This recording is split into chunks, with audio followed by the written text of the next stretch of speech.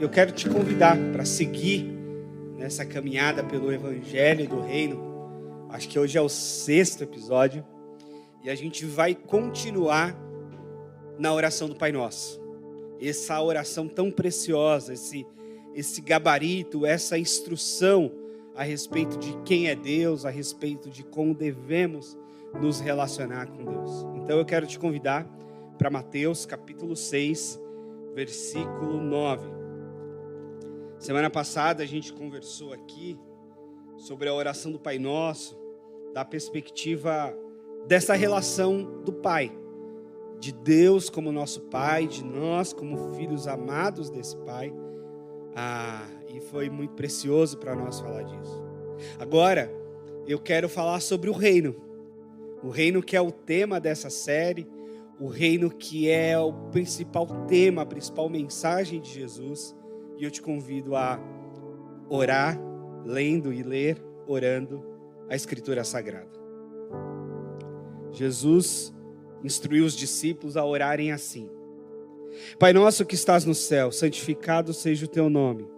Venha o teu reino e seja feita a tua vontade, assim na terra como no céu.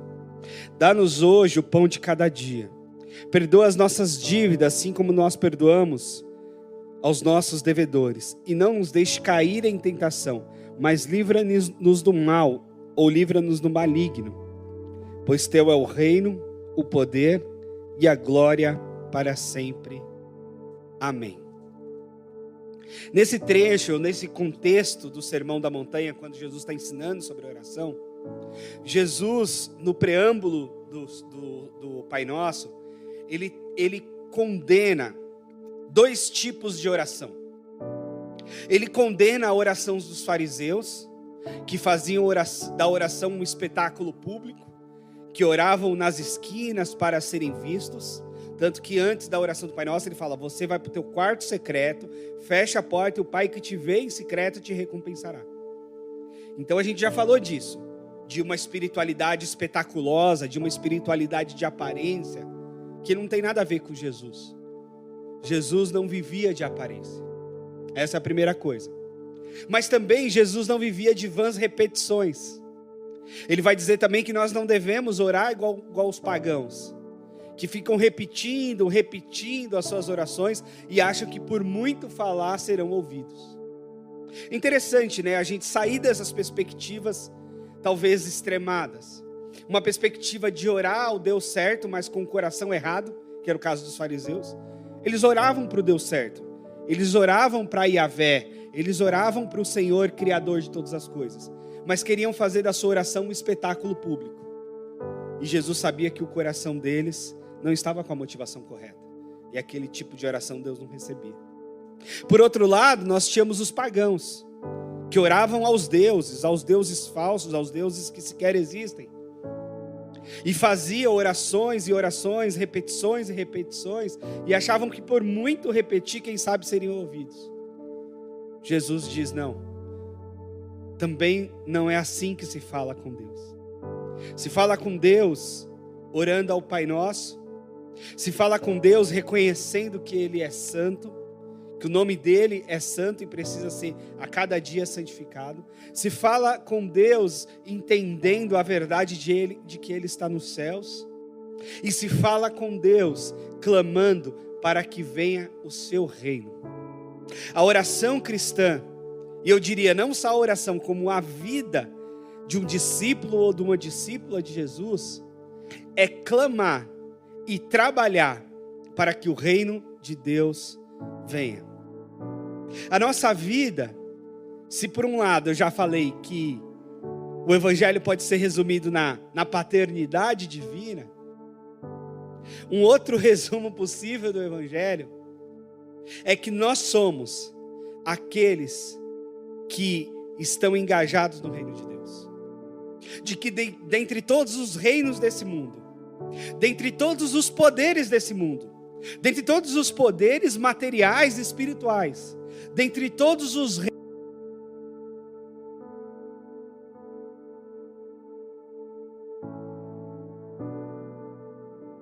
somos comprometidos nele. O reino do qual estamos comprometidos é o reino de Deus. E o Senhor deste reino é Jesus Cristo, nosso Senhor, nosso Salvador. E é sobre isso. Agora, uma questão que pode ser pensada nessa perspectiva do reino é: se o reino é de Deus e Deus é o Senhor de toda a história, por que a gente tem que orar pedindo que o reino venha? Ora, o reino não veio em Jesus?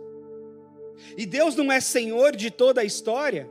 Então por que nós devemos pedir ainda que Ele venha? É a mesma lógica de que Deus não é santo. Por que nós devemos dizer que Ele precisa se santificar? Ou que o nome dEle precisa ser santo? Ele já não é? É e não. Por quê? Porque o reino de Deus, que já veio com Jesus, ele ainda não se estabeleceu plenamente. E por que ele não se estabeleceu plenamente? Porque o reino de Deus e o reino que Jesus recebeu de Deus na cruz fez de Jesus o Senhor de fato, de direito, mas não o fez de fato.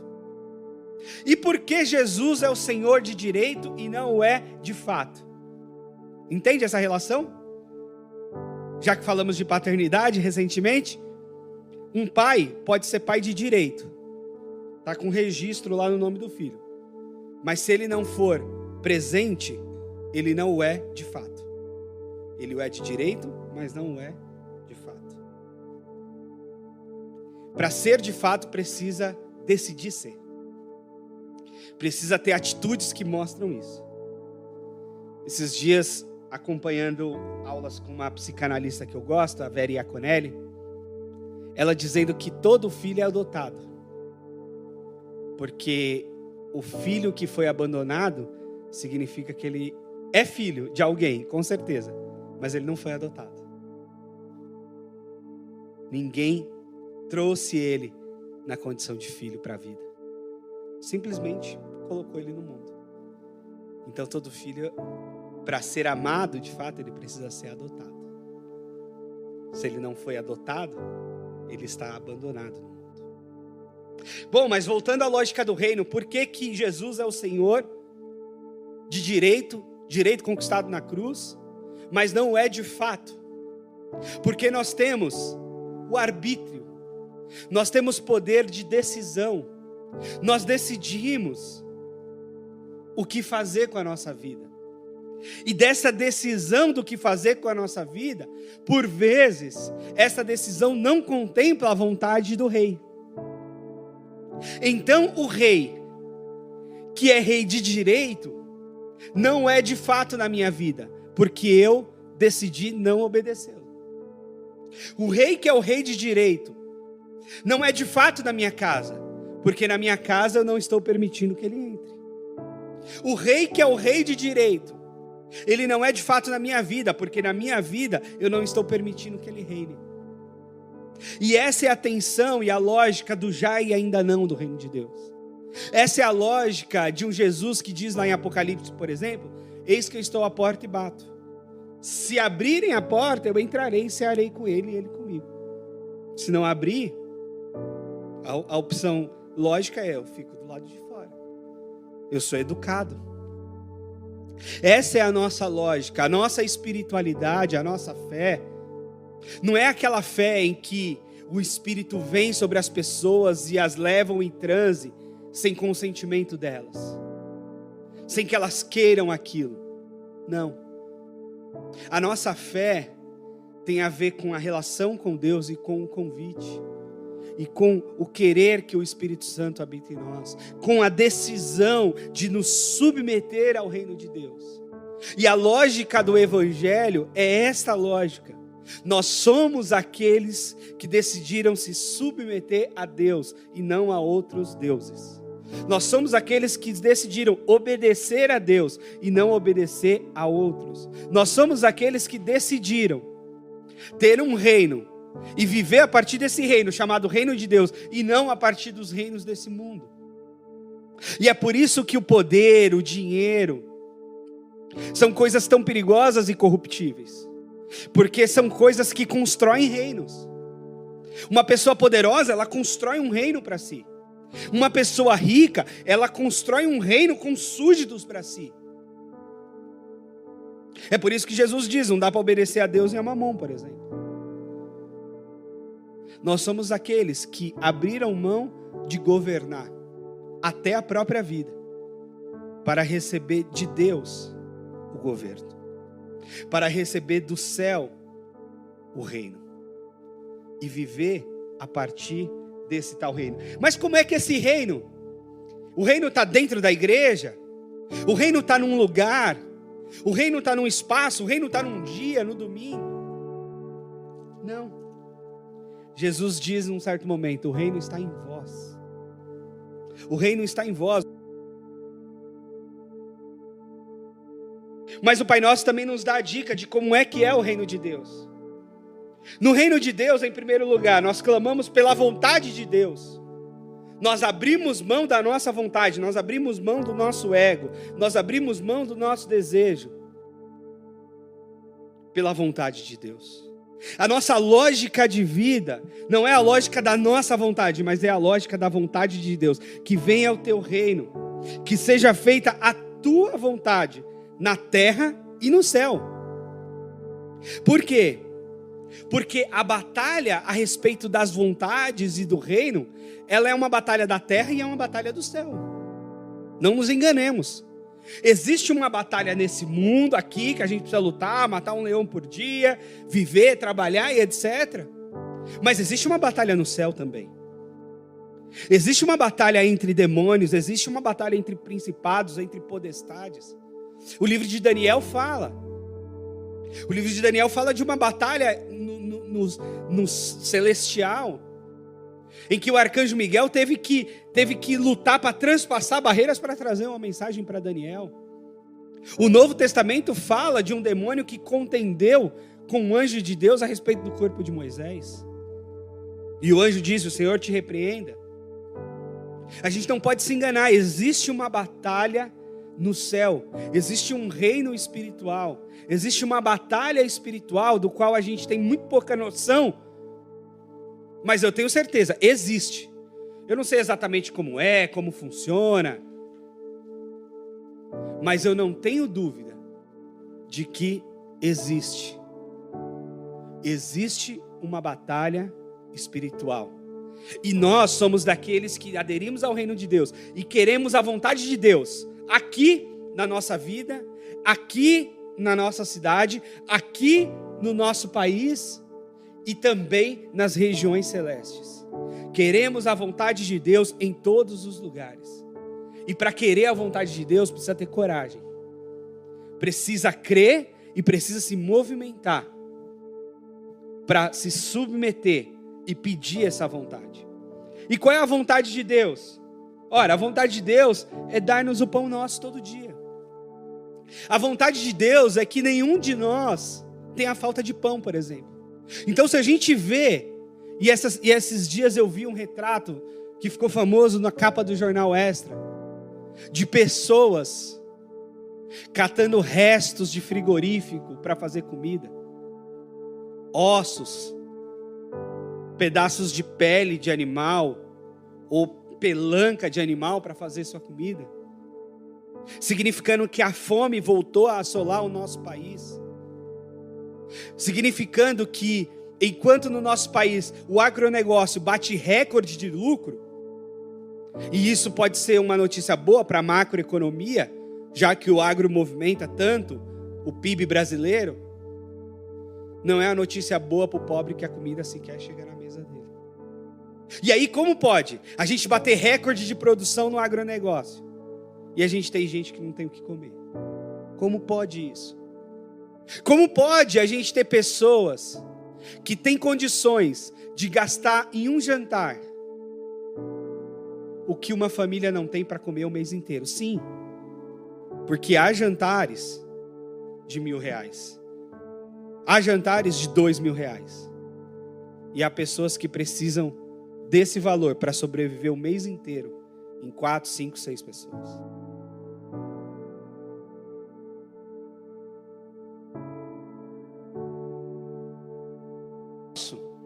E mais uma vez, no reino de Deus não é o pão meu, no reino de Deus é o pão nosso. É o nosso pão que nós clamamos a Deus. De forma que todos nós tenhamos pão. E toda vez que alguém não tem pão, significa que o reino de Deus não chegou na vida daquela pessoa. Toda vez que alguém não tem pão, significa que o reino de Deus não chegou nessa cidade. Se nós estamos no mapa da miséria da ONU, se nós somos um país que tem pessoas famintas, significa que o reino de Deus não chegou para todas as pessoas. Porque a vontade de Deus é que ninguém passe fome. Aliás, aprendi com o pastor Ariovaldo Ramos que uma das definições possíveis do reino de Deus é a ideia de que todo mundo possa gozar de tudo que Deus é e de tudo que Deus faz.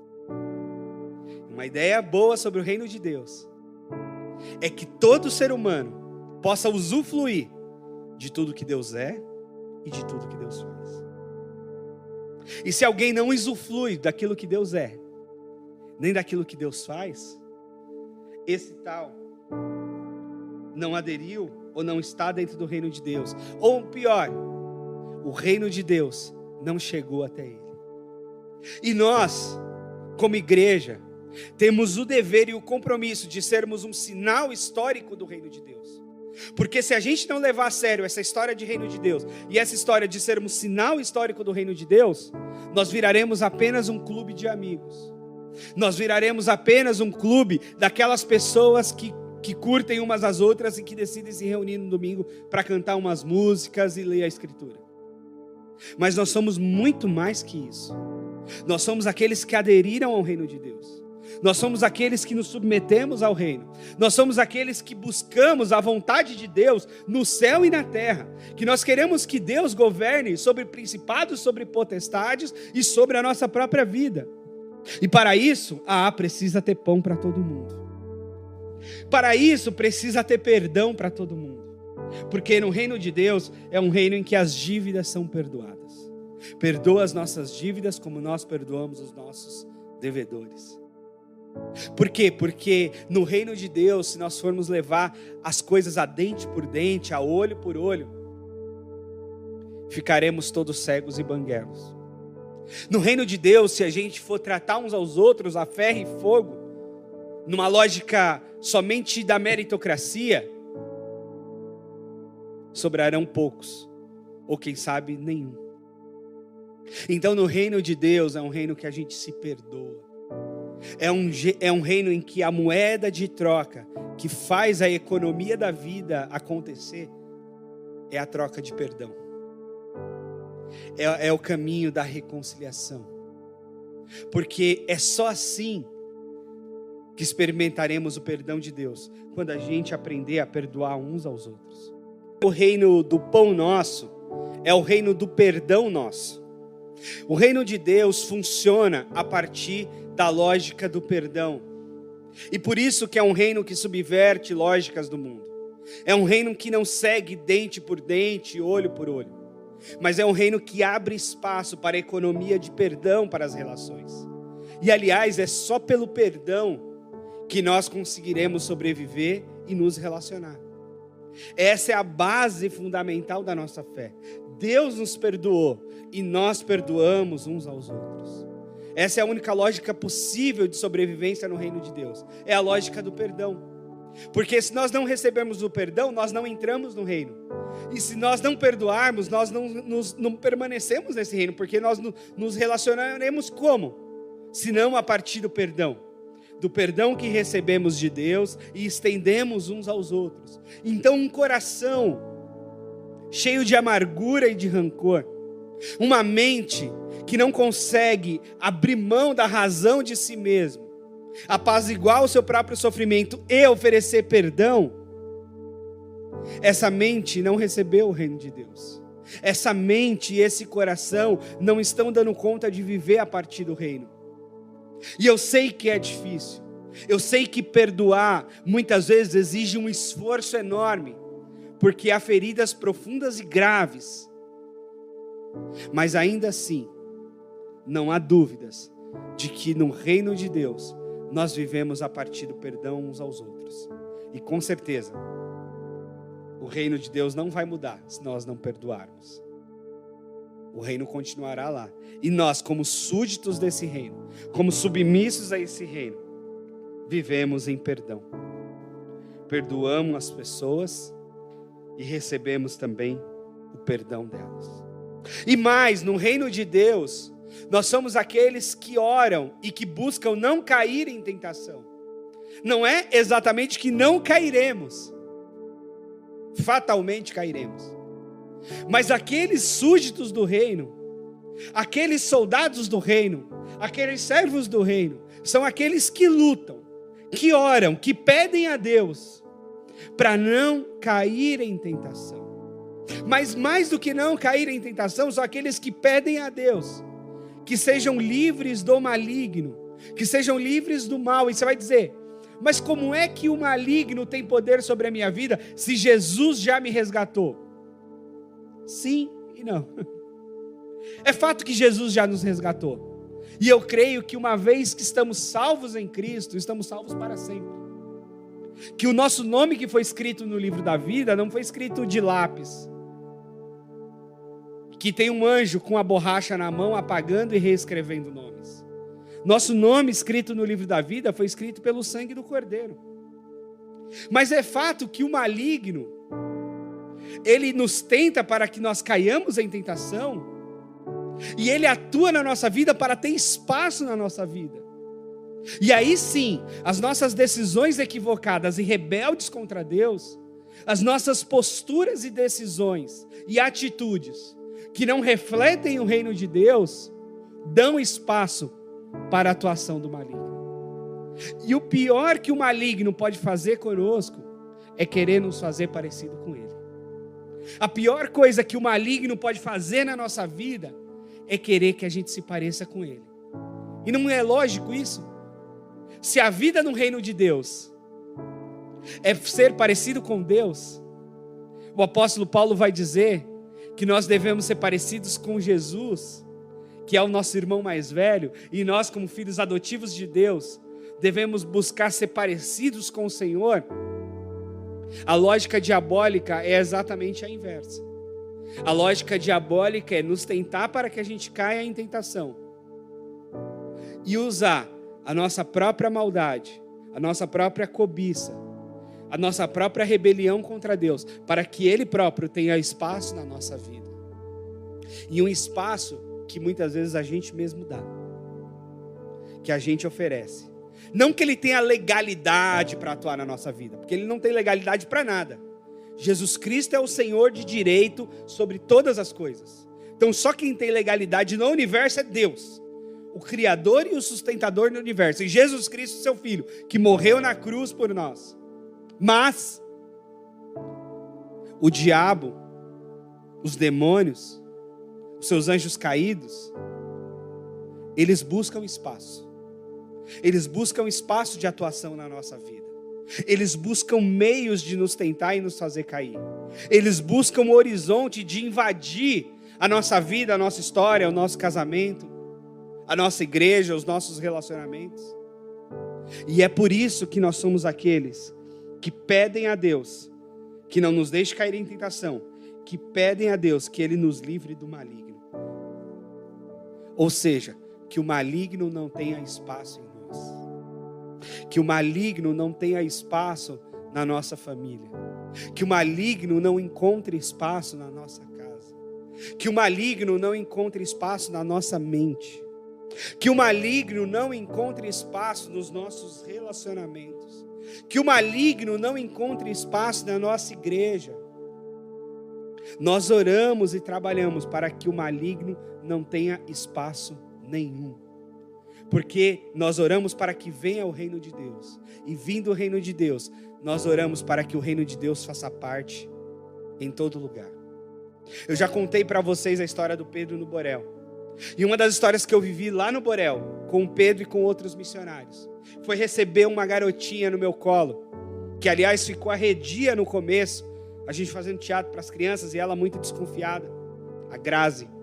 Mas no momento ela veio no meu colo, uma menininha de 5 anos, 6.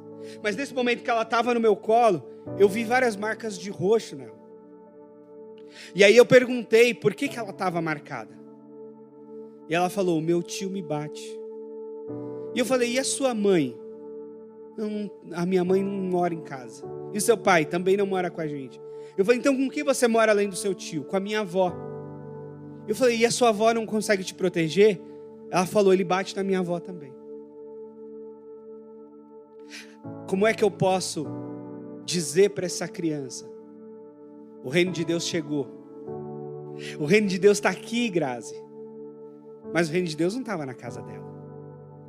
O reino de Deus não está numa casa onde a criança apanha de um tio. E onde a avó da criança, uma idosa, apanha também. O reino de Deus não está nessa casa. Pode estar em qualquer lugar, menos nessa casa. E aí a gente buscou entender e intervir. Esse homem era um alcoolista, era de fato violento em casa. E a gente conseguiu fazer um caminho de internação dele numa comunidade terapêutica. Porque a gente falou, olha, ou é cadeia ou é internação, você precisa decidir. A gente não vai deixar isso dessa forma, a gente não pode deixar isso dessa forma. A nossa consciência, o nosso Deus, não ficaria nem um pouco feliz conosco se a gente deixar isso dessa forma. Essa menina e essa senhora não pode continuar apanhando desse homem, sob justificativa nenhuma. E aí a gente conseguiu um caminho de internação. E óbvio, ficamos orando. Para quê? Para que o reino de Deus estivesse nessa casa. Para quê? Para que o maligno não encontrasse mais lugar nessa família. Principalmente para que o maligno não encontrasse lugar na vida desse homem violento. Mas que ele tivesse oportunidade de arrependimento. Que ele tivesse oportunidade de pedir perdão. E aí sim ser-lhe concedido perdão. E ele entender que o reino de Deus é um reino de paz, de justiça, de alegria, de perdão, de pão nosso. E por fim, a oração termina dizendo, e reconhecendo, teu é o reino, o poder e a glória para sempre. Amém. Nós somos aqueles que oram pelo reino, que batalham pelo reino, que sinalizam o reino na história. E nos posicionamos como uma igreja que sinaliza esse reino. E por fim, nós somos aqueles que reconhecem que Deus é rei. E que o reinado de Jesus, de direito, nós queremos que o seja de fato na nossa vida. E queremos trazer esse reino para nós, para as nossas famílias, para as nossas comunidades, para a nossa cidade, para o nosso país. O reino de Deus, ou seja, a vontade de Deus estabelecida no universo. Nós somos eles. Quem são os cristãos? São aqueles que pertencem ao reino de Deus. São aqueles que oram para que o reino venha. São aqueles que reconhecem um único Senhor e um único Deus. Esses são os cristãos. Esses somos nós, que vivemos e reconhecemos o reinado de Deus sobre tudo e sobre todos. E nos levantamos contra tudo aquilo que porventura vá na contramão do reino de Deus. Portanto, no reino de Deus, há de ter pão para todo mundo, há de ter perdão para todo mundo, há de ter reconciliação para todo mundo, há de se ter a vontade de Deus, de fato e de direito, sem que o maligno tenha espaço algum entre nós ou nos nossos relacionamentos. Está aí o reino de Deus. E está aí a direção e o significado da nossa vida. É uma vivência a partir desse reino, a partir da vontade deste rei. Por isso eu quero te convidar à oração agora. Se você puder e estiver sentado, de repente até fica de pé, se colocando diante desse rei, se colocando diante desse Senhor, como quem se alista mesmo num grande contingente de reinado de Deus, que deseja, que busca, que quer esse reinado sobre tudo e sobre todos, para que não só você e eu compreendamos isso, mas que todo o universo, quem sabe, compreenda de que Jesus Cristo é o Rei. E a melhor coisa que temos de fazer da nossa vida é vivermos a partir deste reinado, nos submetendo à vontade deste Senhor, Rei nosso, Deus nosso, amigo nosso, Pai nosso. Esse é o nosso Rei, esse é o nosso Deus. Vamos orar? Deus amado, muito obrigado, Senhor, por ser o Criador e sustentador de todas as coisas e por ser o nosso Rei, por ter colocado Jesus como nosso Senhor, nosso Salvador. Senhor, que de fato o teu reino venha, que a tua vontade seja feita na minha casa, na minha vida, na minha cidade, no meu bairro, no meu país, no meu universo, no meu mundo, no planeta, nos céus, diante de principados, diante de potestades. Que a tua vontade, Senhor, reine sobre todos nós, e nós tenhamos a coragem, a disposição para nos submetermos a este reinado, a essa tua vontade, que é boa, que é perfeita, que é agradável, Senhor. Usa-nos para a tua glória, em favor do teu reino. Que o teu reino venha, que o teu reino cresça, que o teu reino se expanda, e ele seja visto por todo o universo, até que chegue aquele grande dia, em que todo joelho se dobrará, em que toda língua confessará, que Jesus Cristo é o Senhor, para a glória de Deus o Pai. Amém. Que Deus te abençoe.